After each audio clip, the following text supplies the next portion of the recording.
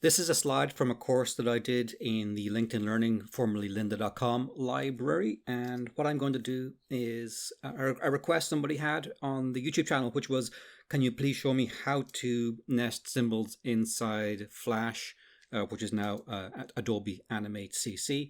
I'm working with a very old version. So what I want to do with this very old version is to show you the basic process. Everything I show you in this like 10-year-old version of AnimateCC, you can do in the modern one. The UI will be slightly different, but not too different. If you want to do symbol-based animation, that's very simple, straightforward, get you started.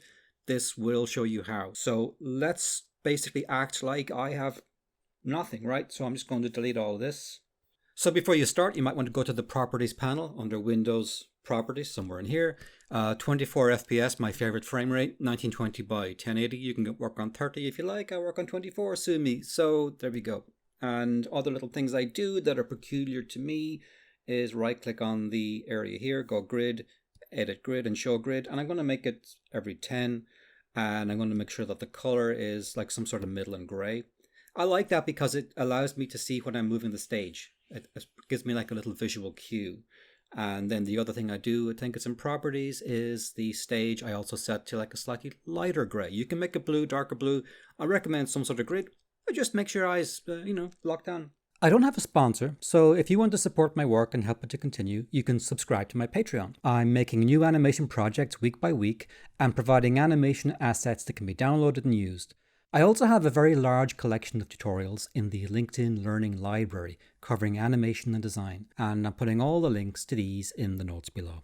So we don't have a symbol, so we're just working on the stage right now. That's not good because you want to work inside a symbol. But before we do that, let's just make something here. So I want the character to be white and I want the line to be black. I'm working with the very basic line tools. I know they have nicer ones now. I did a project about a couple of years ago that used them, but I'm going to stick with the very basic ones. Hold down the Shift key to lock this into a sphere, and then we're good. Now that line, if I click on it, it's giving me 1 pixel. Make it 2, just to make it a bit thicker. Actually, I think even thicker. Let's make it 3. It's still synthetic. It's a look I don't really love, but it's all right. Let's draw a box, select that, and I think F8 is the thing for making a symbol. So we'll call this one head. Keep it simple, head. The pivot is determined by this. This is obviously very basic. I don't know if they've made this improved or not. We were always wanting them to make it better, but anyway, here you go, head. And now we can move it around. But what I want to do is to nest the head inside a bigger symbol for the entire robot, right? So let's do that. So I'm going to hit F8 again, call this one robot. And now I have a little robot symbol here. And this will be the parent, right? Everything goes inside that. All the other symbols are children. So to make sure that I don't lose track of which is which, I'm going to put a space there. Boink. And then that goes to the top. Right click on this, properties, and just for aesthetics, going to make it a movie clip. And now it'll look like this. You don't have to do this, but I find it helps when you have your library panel full of all these different symbols. You can know the major symbols look like that, and then the secondary ones look like this. Now I'll click on the robot symbol, holding down the Z key for the zoom, and Alt or Option will zoom out. The version of Flash I use doesn't have scrubby zoom, which I really like in Photoshop, so it's just a thing that you kind of have to get used to. I want to position this now so that the center of mass, the pivot point, which is right here, is for the body, the central mass of the oval-shaped body. So when I'm dragging this head up around, I want it to stay centered. So what I'm doing is holding down the Shift key, and that helps it. Notice too, the default outline color is kind of feeble. So let's do some cleanup. Type here, head, right click, properties, color outline. You might see a different palette. I'm going to put the FLA file for the basic entry point that I set up here for everybody, for Patreon patrons and for YouTube users. It'll be in the notes below. So you can follow my palette rather than the hideous Flash default one that you might have. So let's see. A nice one for the head is usually kind of this color. So let's click on that. And now when I slide it, it's just easier on the eye. And so let's make some layers now beneath this. So we want it for the body, the left arm and the right arm. And I think that was basically it, right? So keep it simple. So this might be I'm assuming this might be the first time you've used this program. The body, and let's right click here, properties, and just give the body like one of these colors. We'll have an arm right, and that goes on top of the body if I remember, and arm left. below the body. And the other thing I usually do as well is I use color codes for the right arm. I usually make green and the left side blue. I mean the physical, not the screen. So as we rotate the body, it's easier to track things when you're working with layers. And these are nice colors too. They're easy to look at. They're nice on the eye. If you don't see the timeline, again, everything's under here. Timeline, that should be obvious. Okay, let's extend this to about 60 seconds. Hit F5. And what's next? I think we'll shape in the body. And sort of a kidney bean shape. Again, keep it simple. I'm trying to resist the temptation to get too fancy, but I'd like to give it just a sense of a backbone so it's not just an oval or an ellipse or what have you. I wanted the head centered, but we don't have to be too precise about that. If I feel the head is going to look better over here, that's fine. F8 again, once we have that where we like, body. Now, it's putting the default shape here, so let's play with that. I think might be a little better there, maybe closer to the center of mass, and then I just reposition this. Now the arm right, and I think let's go with the original sort of design that I had. This time, I think I just had a basic rectangle. And the other thing to lock the other layers so that we can draw without too much grief. Now let me show you a little trick. This goes into the level of subtle, but let's say, and this is something that I actually took me years before I saw somebody else do it.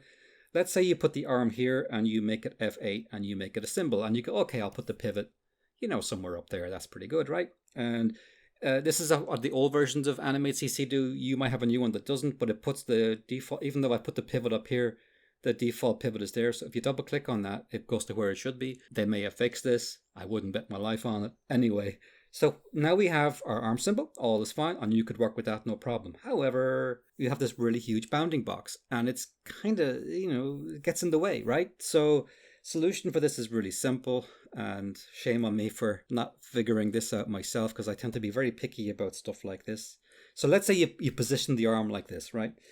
So what we want to do is either get it pretty much straight, F8, it'll be arm right, and now we can just put the pivot up there and double click on that to fix it, and now we can position it. Now the bounding box is really tight. Like, it doesn't have to be perfect, but it tracks the longitudinal axis, that imaginary line from top to bottom. And it means when you're working in outline mode, when you go to looking at things like this, it just makes it a lot cleaner. Now we don't have these lines cluttering up the outline mode, so that's pretty neat. So again, subtle, you don't have to do it, but I kind of recommend it. Anyway, we'll do a bit of housekeeping as we go. Arm, and I'm going to make this outline layer green again, so if I'm working in outline mode I can see what I'm working with more easily. And I think we can probably make the arm less long.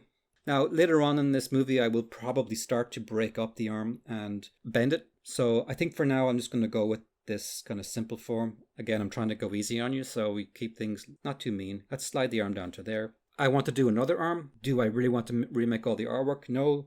But also, I need a different arm, because any changes we make inside one arm will get mapped onto the other.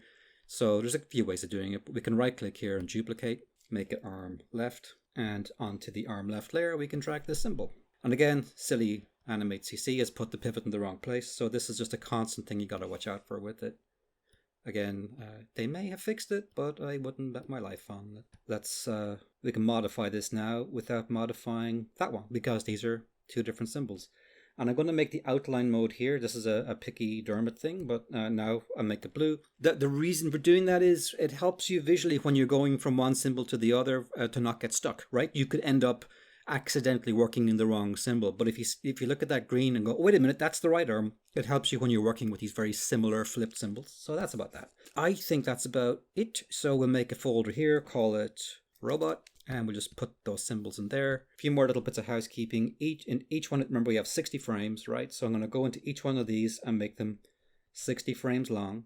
This is kind of important. You can fix it if you forget, but let's not forget. So, because what we want to do is a series of nested timelines, a bit like a Russian doll. And I want to make sure that each one of these symbols is set in the properties panel to play once. Sometimes you can set things to loop if you have a particular reason.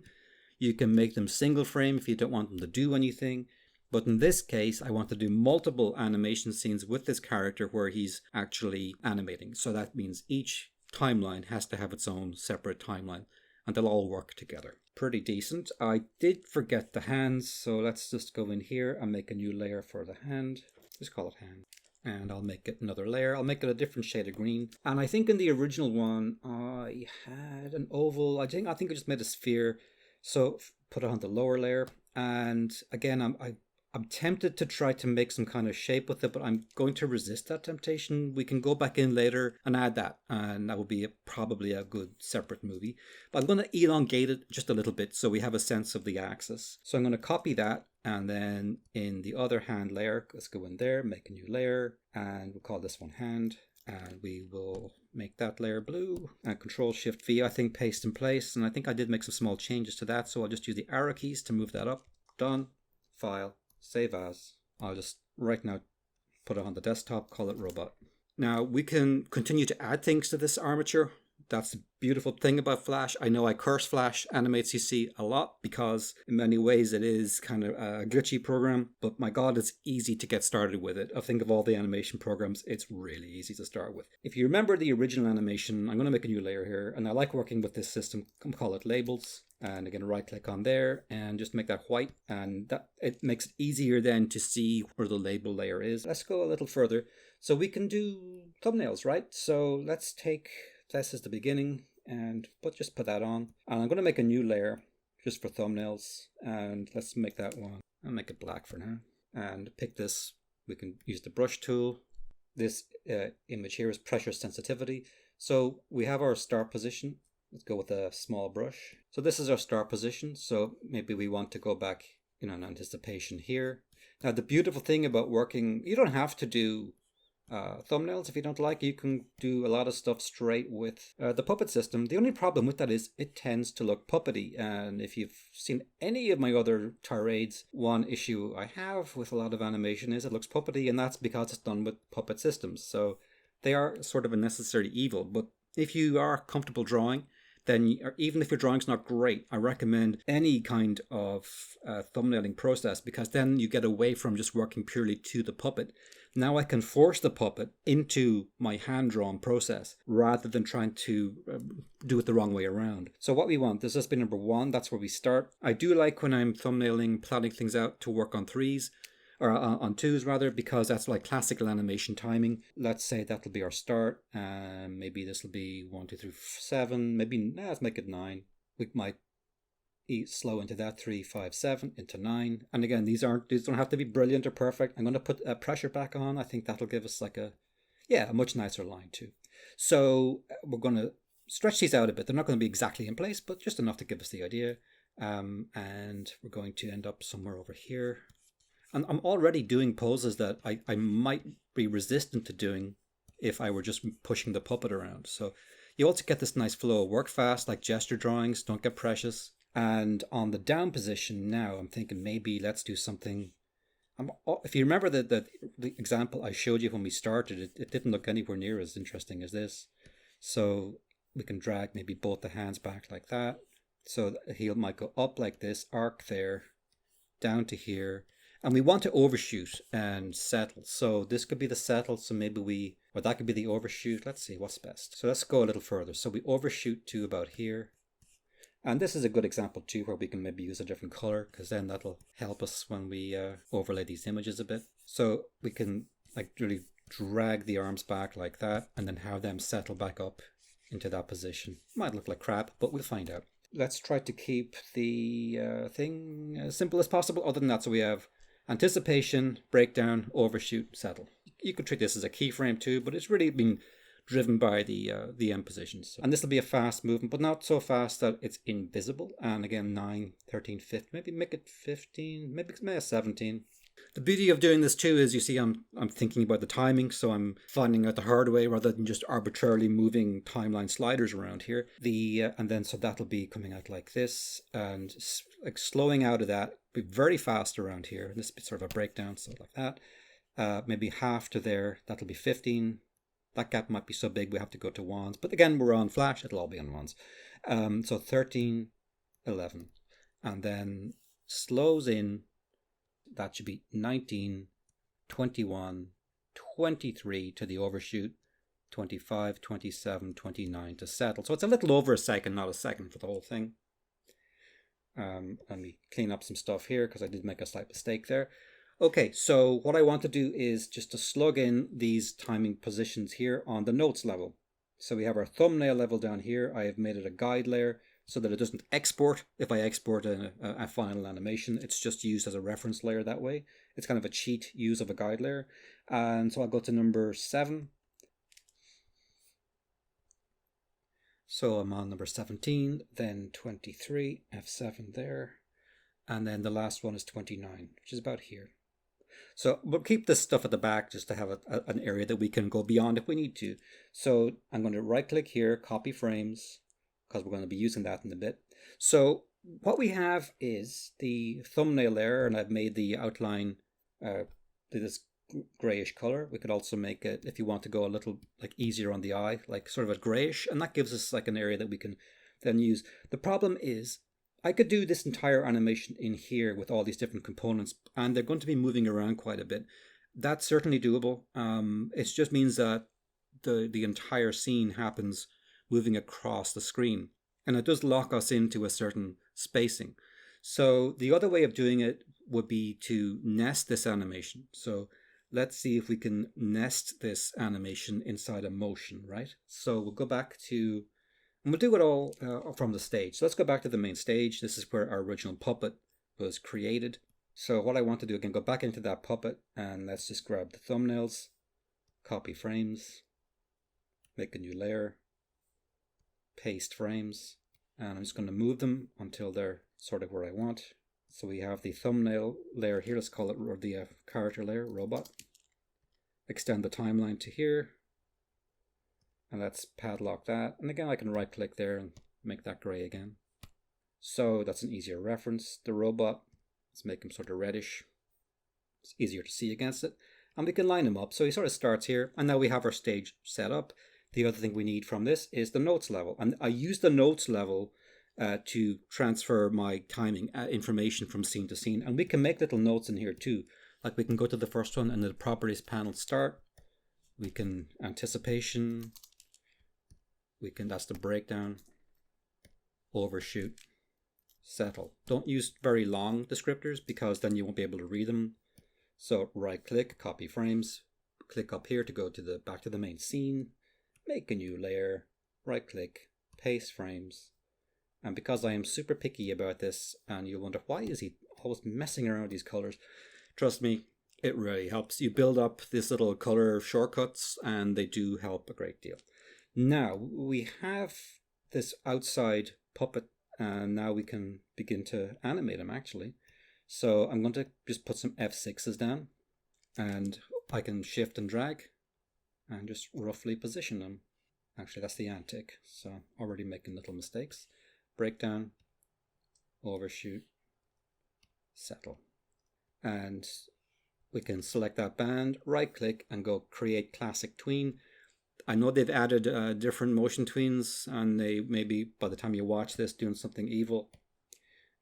So beware of that, but use the classic tween if they still allow it. Now there is no easing in or easing out on this, so I want to copy this slow into here, so that would be easing out. Now you can do it with this little widget here, and that's probably the nicest way of doing it. So that will ease into the anticipation pose. And we can make it sharper, we can go back to that. Now the only thing about doing this is these are digital tweens, so it starts to look more computery, less hand-drawn, that's fine. You can also use this one to ease with the old-fashioned ease tool. I sometimes use that for shape tweening. I will do that later on. So I'm going to do that here. That'll be -80, and that'll be easing out of that. And then the opposite here, 80, and that'll be easing into this. And then we'll also ease into the final one, 80 again. So we use both. So it's already starting to feel a little more animatory, and where you'll really see the thing kick in is when I begin to animate in the internal timeline. So let's go to the anticipation pose, and we need to make F6s. Now remember, each symbol in here needs to have its own 60 frame long timeline, and they all need to be set in the properties panel to play once. Important you do that or you won't see the nested animation happening. So I'm just going to make F6s everywhere. Don't need to make them on the thumbnail there. Let's get rid of that. Click all here, right click, create classic tween. And you might want to, I'm just going to make it 80. That eases into here, and then minus 80. The reason why I'm using 80 is I like the feeling of the old-fashioned primitive tweening, and I hope they still allow it. 100 is a bit harsh for some reason, and 90 doesn't feel as nice as 80. It's just my personal preference. Anyway, so you move to the frame. Let me go back to the beginning. So we're on the outside, right? We're here on frame 1, which you can see down here. And we go to the anticipation pose. If I click on that symbol around number 9, and in the properties panel here, it says number 9. So we're working inside the Russian doll, 9, 9. So what I want to do is just make sure that this is in the right pose. I can rotate this as well. This is the beauty of, remember when I considered doing it all on the one layer, now I can go way beyond the limitations of doing everything in one extended layer. So if I did want to like spin that around, I can do it. That's why I really wanted to do it this way. Anyway, let's go in here and we can do things like rotate the hands. And now we can rotate the head as well. But we won't see anything, right? Because we don't have like an internal geometry on them yet. So for now, we'll just move it back a click. If I hold down shift on the arrow key, you move it by a bigger nudge. So let's see what that does. And that's actually switched the outline off. And now you can see we're starting to see what looks like animation. Now we have a bigger problem here because this thing really needs to do something. So let's go into the body symbol here, and let's tunnel into the body symbol there. And let's clean this up too, body. Give it like a darker body layer. So if we go into outline mode, it's nice. We can see what we're working with. Make a new layer, paste frames, and that should paste our notes. Right click, properties, white, lock that. And what I want to do on this frame is shape tween it. Now this is where somebody had asked me on the YouTube notes comments on one of my videos, could I do this to show how these different things sort of nest? And this is how you make kind of animation happen. My original thumbnail is starting to get a little faded out there, but let's not worry about that. I just see barely enough of it to do this. Now, if I want to make this go a little faster, I can use the free transform tool here. Q is my shortcut on that. Hopefully that's standard. Oh, I'm working on the wrong frame. There we go. Now this might go a bit wonky on us. I bet it will. So let's click here, right click and go shape tween. And it is going wonky. So the other thing before I do anything as well is add the ease ins and the ease outs. And I think it was 80, it was minus 80, 80. They should match. If they don't match, it can look a bit weird. Now we need to add shape hints. This can crash the program. So before we do this, we save. Now here's a nice way when you're saving files. I save with a numeric change, and so this will be version number 2, and we're going shape tweens. And that way, when you begin to save, you're iterating. You never save over the original because at any point in this process you can wreck something. So by doing that, I have given myself like a little note in the file name, which will tells me, oh, that was the one where I was beginning to muck around with the body shape tweens. So we need to add shape hints now, and this can be a very flaky process. So I just hit Control Shift and H, I think. So if you don't see that shortcut, it's modify, shape, add, shape, hint. So my shortcut is Control Shift H. Your mileage may vary on that. You can modify the keyboard shortcuts in the preferences, which I won't talk about now. But anyway, I've just added another one. So what you only want to do is add enough of these as you need. So I'm going to just go with these 2, A and B, and put them at the points where I think they should go. And it has behaved. So we need to do it from the other end. So again, add 2 more. It can be very tricky when you have multiple hints and they're on multiple frames, but that's why I wanted to keep this thing really straightforward for now. And yes, you can see this. It looks strange in place, right? Because I'm working inside the nested symbol, but this is what it should start to look like. And so we tunnel in here. And remember, I wanted to drag the arms really far. Do the same thing there. And the head as well. Let's just rotate it back a bit. You know what I'm going to do on the head is, let's go into the head layer. And again, some more housekeeping head. Give it a proper outline color. And I'm going to give it just a couple of temporary lines so that I can see where the eye line's going to be. And we don't have to go with the default line, so we can select the line and we go into the properties panel under fill and stroke. We can give it like little dots. We can, I think the dashes might be good. And you can modify these as you like. And I'm going to make it thinner as well, so we'll just make it 1. You can even give these lines opacities. We can just see them back in pure line mode by going to outline. But now this means I can rotate the head and I'll be able to have an idea of some of the tilts. And then later on, if I add like eyes or a mouth or a human destroying laser beam like they want to build in Silicon Valley, then I'll be able to do that. So the mid point, and here too, we will just drop on down there. This doesn't have to be great, just good enough. By holding down the Alt or the Option key, we can add a point to the line, so it's fine. Let's go back now to the main scene. That's pretty nice, actually. So now when I do this to the anticipation, let's rotate that head. And on this one, we could bring it down, but I think we can tilt it back a bit. Okay, so let's see what that looks like. That's kind of nice, right? Simple, appealing. That's really nice. So we need to add the overshoot. That little X that I'm seeing is the internal center for the entire robot. So, and this one here is for the torso. That's okay.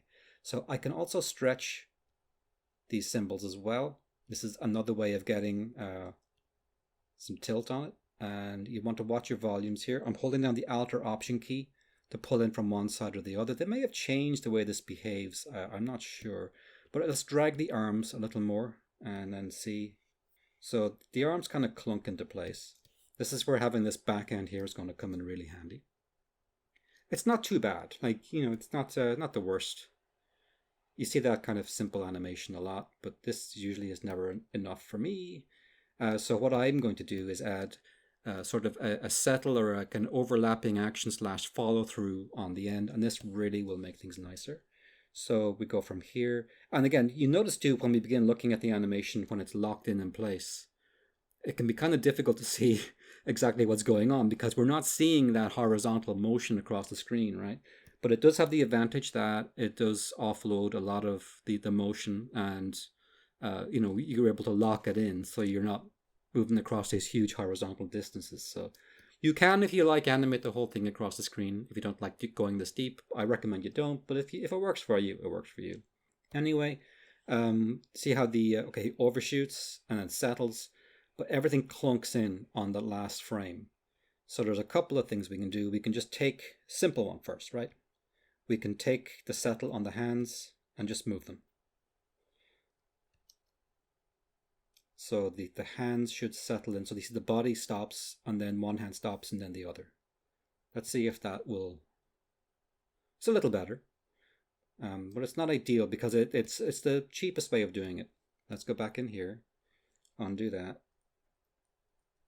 And while I'm doing this, you might have a different way of, when you do undos, there's a good idea to have object level undo, not document level undo, and that way each separate nested symbol has its own undo history, rather than collapsing the entire thing into one undo, which can be crazy. Okay, so let's animate this instead. So we will go, I like this sort of end pose, so we'll keep, that is our final end pose. So we'll go to frame 35, F6 for now, and F7, and on this one, let's overshoot, and on this one, let's physically overshoot. And on these two, we can then classic tween, and we want both of these to be, I think 80 is easing in, minus on the one side, plus on the other. And this looks much nicer. You can even see it in place. And so let's just go back out. Isn't that nice?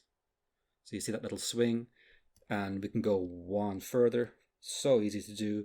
So we can have another little offset, F6 here, clear that keyframe, and now this one will settle 2 frames on different from the other. And we can even do it with the head. Let's have the head settle, and I'll just do the head very simple. I'll go with like the simplest possible thing there with the head. So now we have